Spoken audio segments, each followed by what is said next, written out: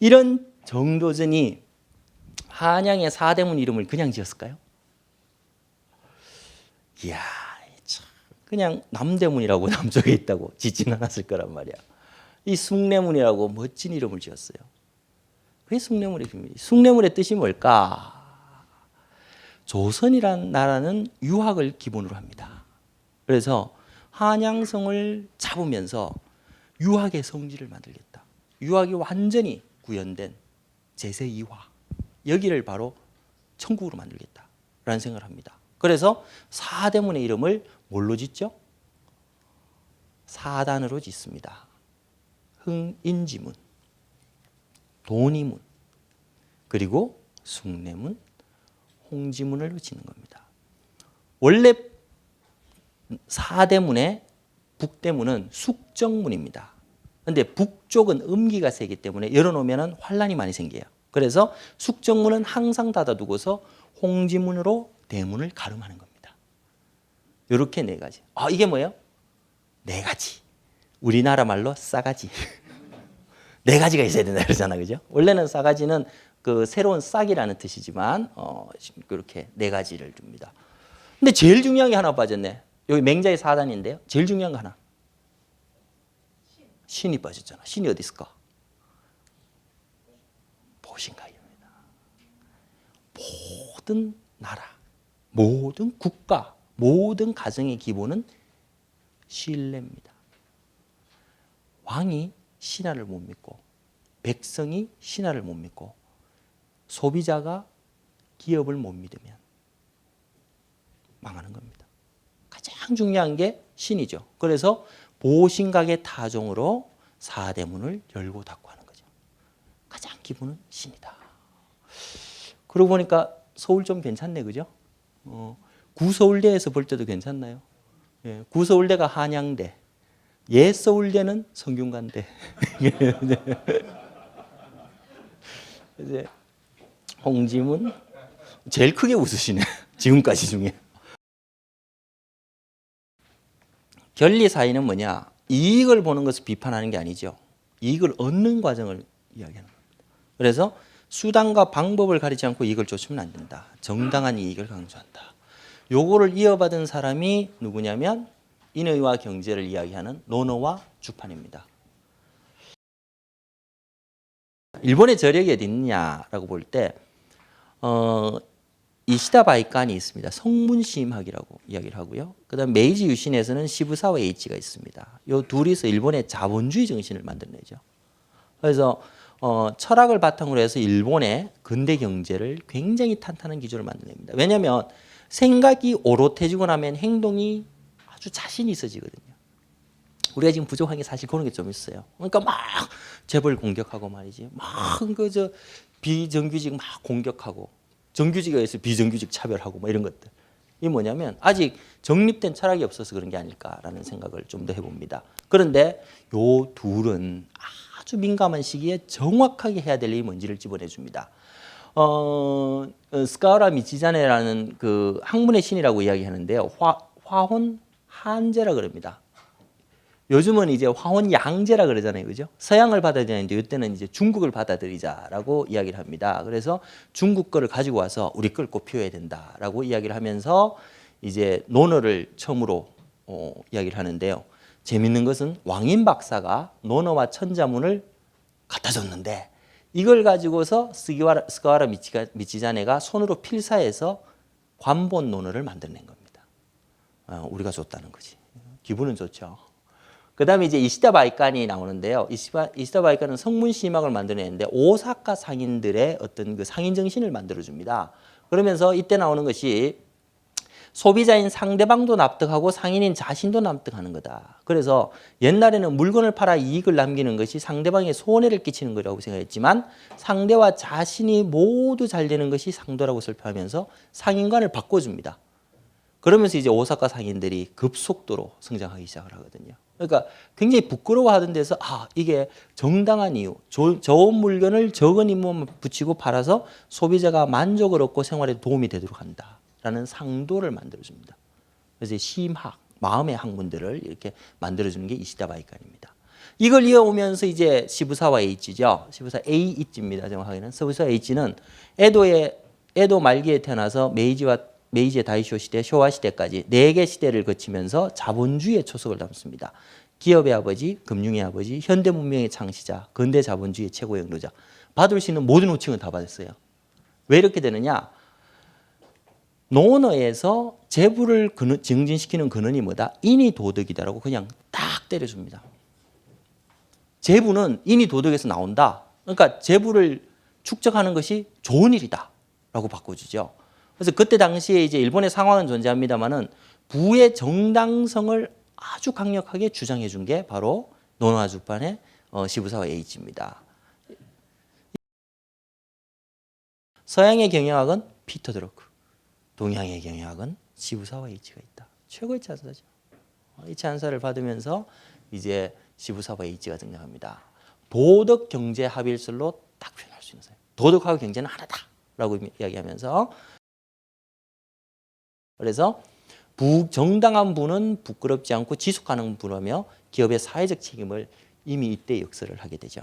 그러면서 서양과 동양 인의와 일치하는 부를 쌓아라라는 것을 이야기를 합니다. 그래서 과거에는 정말 부에 관한 부정적인 의견이 있었단 말이에요. 부는 나쁜 거다. 아니, 우리나라도 이게 잘못되어 있는 것 같아요. 부가 정말 나쁜 거냐? 아니더라는 거죠. 그래서 뭐 이런 말이 있다는 거죠. 자신의 이익만 탐하면 원망을 합니다. 이익을 하지 마라. 의심은 멀고 부귀는 의심과 멀고 의심은 부귀와 멀다. 이런 얘기를 했다 그러는데 실제로 그러느냐? 자기가 보니까 아니더라. 이런 말이 있다. 논어에 뭐라고? 부귀는 모든 사람이 바라는 것이지만 정당한 방법으로 얻은 것이 아니라면 누리지 말라. 빈천은 모든 사람이 싫어하지만 정당한 방법으로 버리는 것이 아니라면 버리지 말라. 뭐냐? 여기 중요한 것은 정당한 방법을 강조한 거다. 부자를 나쁘다고 한 게 아니고 정당한 방법을 강조한 거다. 그렇기 때문에 실질적으로 부귀를 업신여기라는 뜻이 전혀 없이 정당한 방법으로 얻은 것에 아주 강조를 해주죠. 그래서 공자는 단언컨대 결코 부귀를 경시하고 빈천을 존중하지 않았다. 라는 표현을 씁니다.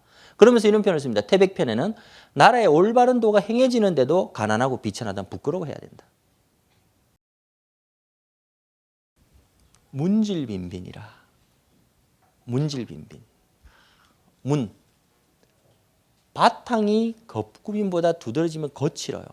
겉구김이 바탕보다 두드러지면 간사해집니다.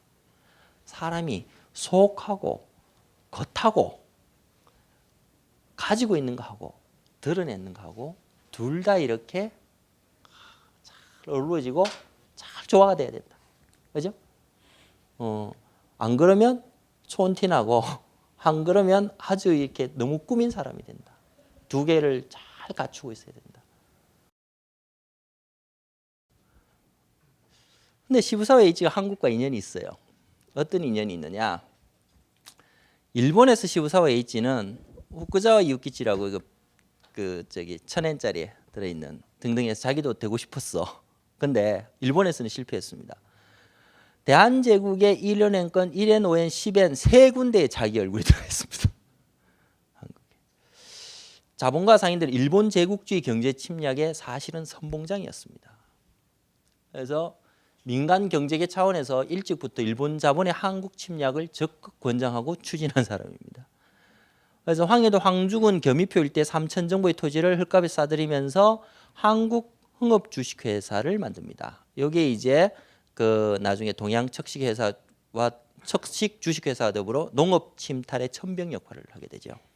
그러니까 도덕 경제 합일설을 주장하는데 전혀 하는 건 이게 아니었죠. 또 오래 삽니다. 91세까지. 일본에서는 굉장히 일본을 근대화시키고 말이지 뭐 피터 드러크다 이러는데 우리랑은 악연이야. 거기다가 부의 정당성 부여만 한계를 줍니다. 노력을 합니다. 그래서 부는 정당하면 된다고 주장하면서 정한론, 사이고 다카모리나 이토 히로부미를 엄청나게 찬성을 하죠. 왜냐? 이거는 국가에 좋은 거다. 이게 말이 안 되죠. 그죠? 뺏어서 국가에 좋은 거예요. 사실은 엄청난 개인 행동의 제국 패권주의자입니다. 그러니까 상생이라든가 네트워크 같이 살겠다는 게 책에서 발견되잖아요. 책 전체에서 요 둘에 대해서 칭찬이 뭐 계속 나옵니다. 이런 게 노노아주판입니다. 비판.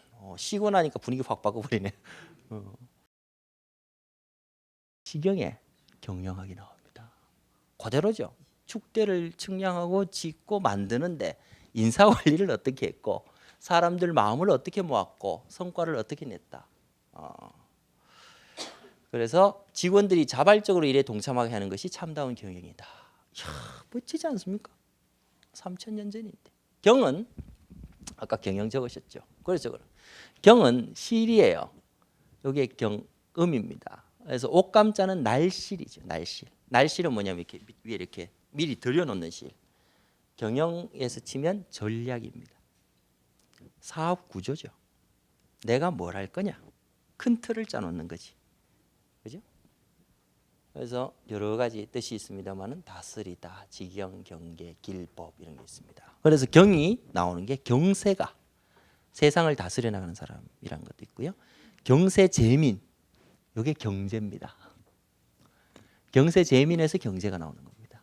경지, 영지에서 경영이 나옵니다. 그래서 세사를 잘 다스려 도탄에 빠진 백성을 구하는 것을 경세재민이라 그런다라고 이제 나오고 이게 경제의 준말이 경제의 본말이 되는 거죠. 깊이가 있어요. 그리고 다시 봤더니 영은 집을 뜻하는 여 그리고 음으로 요걸 둘러싸고 있는 글자인 영입니다. 그래서 요게 뜻이 변해서 전하여 집을 만들고 영위하다. 집 따위를 짓거나 물건을 만드는. 다시 하면 경은 큰 날씨를 이렇게 들이워서 큰 프레임을 잡고 전략을 잡고 내가 왜 존재하는지 프레임을 잡는 거라면 영은 옆에서 관리하는 걸 의미하는 거지. 야, 경영단은 이 뜻입니다. 그래서 경영은 규모를 정하고 기초를 세워 일을 해나감, 계획을 세워 사업을 해나감, 기업 사업 따위를 관리하고 운영함, 그리고 계획을 세워 지을 줌. 북한에도 경영을 씁니다. 이게 경영입니다. 경영 참 매력적인 단어입니다. 그리고 이제 다시 봤어요. 경영은 20세기에 창출된 돌아가셨다고 그러는 게 아니고 아니야. 네. 경영이란 것은 이런 뜻이다. 구성원의 마음과 능력을 모아 업을 이루고 서로를 돕고 성장시키는 것. 사람들을 조직적으로 관리해서 일시키는 게 아니라는 겁니다. 자, 잊지 마시겠습니까? 미국 경영학, 한국 경영학. 요거는 일시키는 경영학, 요거는 한마음 경영학. 다르죠? 경영을 언제부터 논해요? 100년을 논한 서양 경영학과 3000년을 논한 우리의 경영학이 존재하는 겁니다. 어디에서 더 깊이와 파워, 힘이 나올 것이냐. 숭례문은 유형문화재인가요? 무형문화재인가요? 이게 유형문화재라 그러면 고민이 생기는 게 이거야. 불탔잖아. 불탔잖아. 이게 국보 1호의 가치가 있어요? 이게 무형문화재야? 야, 이게 참 국보 1호의 가치를 이야기하는 게 힘든 겁니다. 근데 실제로 지금 불타기 전의 모습이 숭례문 성곽의 벽돌 또는 그 현판 이런 등등이 태조 때 만들어진 원형 그대로인가요? 세종 때 고친 거 그대로일까? 아니더라는 거죠. 그때 세멘트가 있었나? 우리나라가 참 대단한 나라였죠. 그러면 그래서 실제로 숭례문은 무형적 지식 자산들이 굉장히 중요하다. 이런 개국 이념과 정신들이 훨씬 더 중요하다는 거죠. 그래서 현판에 담겨져 있는 숭례문이라는 글과 지식 자체에 모든 가치의 DNA가 담겨져 있는 겁니다. 그러니까 국보 1호의 가치는 숭례문 현판 하나에도 충분히 담겨져 있다. 그리고 그 속에 담겨져 있는 철학, 정치 철학 이런 것들이 제대로 평가되면 가치는 그대로 존재하더라. 자, 이러고 보니까 진짜 우리가 가져야 되는 보물이 뭔지를 아시겠죠? 숭례문의 석축들, 나무들이 아니었다는 거예요. 보이지 않는 것들. 보이지 않는 것들이 굉장히 중요해요. 아직도 보이는 것이 중요하다고 생각하십니까? 아직도 눈에 있는 것만 가치가 있다고 생각하십니까? 아니더라는 거죠. 그 보이지 않는 것 속에 정말 안 보이기에 더 중요한 것들을 놓치고 있지는 않느냐. 기업에서 우리가 고객, 노하우, 브랜드를 놓치고 있다면 정말 우리가 살면서 중요한 걸 놓치고 있지는 않습니까? 눈에 안 보인다는 이유로. 그게 뭘까요? 바로 하늘과 어진 삶과 베푸는 삶입니다. 베푸는 삶입니다. 생명과 성과 리와 경과 상생과 한마음이지. 정말 가치 있는 것은 이 속에 숨어져 있는데 우리는 물질 문명에 파묻혀서 이걸 놓치고 사는 거죠. 지금까지 돈 번 사업들을 보시면요, 제일 처음에 돈 번 사업이 최근에 와서 CNC입니다. CNC는 뭐예요? 컴퓨터 앤 커뮤니케이션. 야, 우리 컴퓨터 회사야 돈 벌었다고. 우리 커뮤니케이션 회사야 돈 벌었지. 다음 단계는 보니까 M&M이야. M&M입니다. M&M 뭐예요? 모바일 앤 모빌리티입니다. 지금 보면 돈 버는 회사가 모바일 회사, 모빌리티, 움직이는 거, 자동차, 우주항공 돈 벌잖아. KTX 돈 벌잖아. 그죠? 모바일 앤 모빌리티, 요게 지금 시대입니다. 요거 다음 단계로 뭐가 갈까요? R&R이지. R&R. R&R은 뭡니까? 로보틱스 앤 RFID입니다. 로보틱스 앤 RFID. 로보틱스는 뭐예요? 요게가 합쳐지면서 자기가 판단할 수 있는 기계들로 변하지. 로보틱스입니다. 그리고 RFID. 통신이 다시 바뀌죠. 이때는 RFID가 들어가면 뭐가 되냐면 모든 사물과 우리가 통신을 할 수 있는 겁니다. 사물과. 그러니까 통신 시장도 다음 시장은 어디라는 거예요? 사물 통신이라는 거야. 자동차에다 핸드폰 붙이는 게 더 빠르다는 거지. 자동차가 통신할 수 있다 그러면 수백만의 고객이, 수천만의 고객이 다시 생기는 거잖아요. 그죠? 바뀌는 거. 이게 끝이 아니지. 이게 다 논리적 혁신입니다. 그죠? 그러니까 우리가 기존에 생각하던 C하고 K가 가져올 수 있는 혁신 부가가치하고 K가 할 수 있는 거는 게임이 달라요. 근데 다음 단계 마지막은 뭘로 갈까? 이게 정말 재밌는데 다음 단계는 EN2로 갈 거다. EN2는 뭐냐? E는 이모션입니다. 이모션. 감정 사업이 뜹니다. 감정. 우리 교수님 스피노자. 네, 감정 사업이 될 거라는 거예요. 사람들의 감정이 굉장히 스테이블하지 않아요. 인스테이블하단 말이에요. 그죠? 사람들로 하여금 어떻게 푸근하고 따뜻하게 느낄 수 있게 해줄까? 이 사업이 다음 사업입니다. 두 번째 E는 뭘까요? 두 번째 E는 에너지입니다. 에너지. 다음 시대의 자본주의가 뭐 될 거냐? 한마음과 생명의 자. 세 가지가 같이 가져야 된다. 맹자가 이런 얘기를 합니다. 항산항심이라는 말을 하게 되는데요. 요 한마음은 사람이 레이버가 아닙니다. 이제는. 그죠? 아까 말씀드린 자본이 투하된 사람이지. 아니더라는 거야. 자본이 투하돼서 교육을 받지만 어진 마음까지를 가진 사람들입니다. 그러니까 실제로 학교 교육이 지금 전부 여기 와 있다는 건 뭐예요? 산업시대에 필요한 단순 노동력 생산하는 거거든. 정말 교육에서 빠져 있는 게 뭐예요? 따뜻한 마음, 같이 살겠다는 생각이 없는 거지. 이거를 집어넣어준 사람들의 자본주의가 올 거다. 그걸 가장 잘할 수 있는 게 한국일 거다. 두 번째, 생명은 난리지지만 절대지로 갈 거다. 그 절대지와의 교감 속에서 생명의 힘이 올 거다. 생명의 힘은 뭐냐?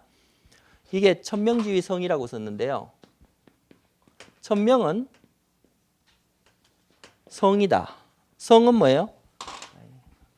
성이란 거는 우리 해자, 지금까지 해자 가르친 이유가 이거야.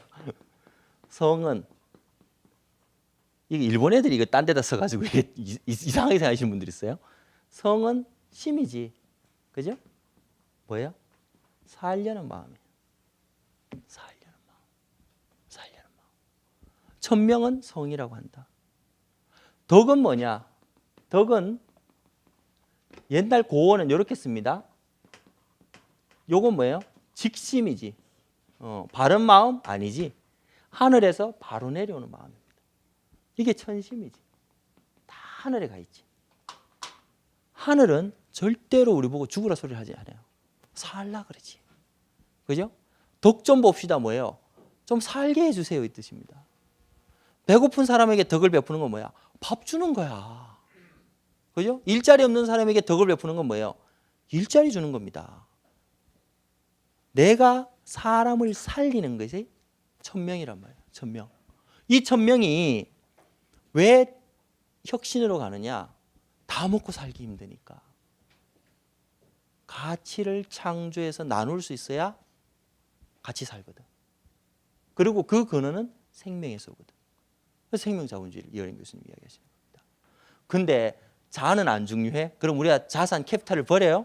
아니더라는 거야. 옛날의 캐피탈은 단순하게 지대였지만 지금의 캐피탈은 뭘로 가야 된다? 항산항심으로 가야 된다. 이때의 항산은 뭐예요? 사람이 착하려면요. 사람이 착하려면 가진 게 있어야 착해. 가진 게 있어야 착합니다. 곳간에서 인심 난다는 말도 있지만 실질적으로 자식이 옆에서 사흘째 굶고 있는데 담을 안 넘으면 아버지가 아니에요. 그죠? 그게 부도입니다. 아버지는 담을 넘어서 자식을 살려야지. 그 나쁜 짓 하고 싶어서 나쁜 짓 하는 거예요. 정말 배고파서 하는데 그걸 어떻게 해? 정말 나쁘다고 이야기할 수 있어요. 그렇게 안 되도록 만들어요. 그게 경제고 그게 경영이거든. 항산항심을 해줄 수 있는 게 자본입니다. 부가 나쁜 게 아니에요. 부가 나쁜 게 아닙니다. 이 자본에서 다음으로 넘어가는 게 살리는 자본, 서로 살려주는 자본으로 가야 된다는 거죠. 단순하게 돈이 돈을 버는 게 아니고 돈이 들어가서 부가가치를 얻고 돈이 들어가서 서로 살 수 있는 자본으로 변해야 된다는 겁니다. 그래서 우리는 새로운 자본주의에서는 상생자본을 이야기할 수 있는 겁니다. 그러면 다시 세계적으로 많은 연구를 했습니다. 스가와라 미치자네, 이시다 바이칸, 시부사와 에이치 많이 연구했어요. 중국에서도 했습니다. 피터 드러커 경영학의 대부라고 이야기를 하면서 연구를 했습니다. 하지만 그 속에는 빠져있는 것들이 존재하더라는 거예요. 정말 중요한 건 보이지 않는 거였는데 보이는 것, 캐피탈하고 레이버만 보더라는 거죠. 난리지만 난리지도 이제 봐야 된다. 그래서 이제 뭐 암묵지다. 아니면 이게 그 드러나 있는 지식이다. 이러고 막 평가를 하는데 정말 보이지 않는 게 뭐냐? 그거는 우리 마음속에 숨어 있는 것들이라는 거죠. 그게 뭘 거냐? 바로 여기 나오는 하늘. 우리 다시 생각을 해봤어요. 캐피탈하고 레이버 전에는 뭐가 생산을 했을까? 농업 시대는 뭐가 했을까? 레이버하고요 하늘이 했더라고. 우리는 심으면 하늘이 다 키워줬더라고. 그죠? 수렵 시대는 뭐가 했을까? 우리 한가 아무것도 없었어요. 하늘이 주는 거 받아 먹었어. 근데 좀 낫게 됐다고 하늘을 잊어버린 거지. 하늘을 잊어버린 거야. 이걸 찾는 게 사람들을 살게 해주는 게 다음 자본주의일 겁니다. 어진 사람들, 같이 살려는 사람들의 시대가 올 겁니다. 그리고 마지막으로 덕 보고 살아야죠. 그죠? 땅이 있고 가진 게 있고 캐피탈이 있을 때는 같이 쓸 수 있는 상생으로 가야죠. 이게 우리가 정말 발견해야 될 다음 시대의 경영학이 아닌가. 다음 시대의 자본주의가 아닌가. 그리고 이걸 위해서 우리가 이렇게 공부하는 게 아닌가.